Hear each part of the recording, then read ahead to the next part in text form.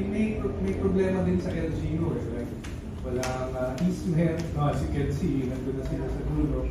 So, next slide please. GovFam actually signed an executive order on strengthening flood resilience for the entire province of Cebu.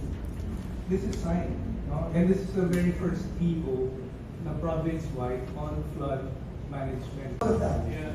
Dapat may tulay ay ganyan na haba. Ibig sabihin yan, yun rin. Diba? Oo, yan. Kunin na natin yan.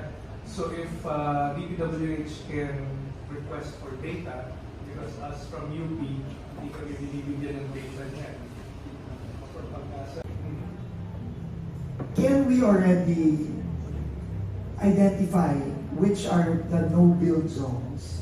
Yeah. And then harangin na natin para hindi na makabalik yung mga tao kasi alam mo, pag bumalik yan, ang bilis niya. We proposed to the province of Cebu. And this What is did the, they say? No, when we make the no-build zones, Yeah. we propose to them, they implement it. Sige. Yeah, we gotta do that.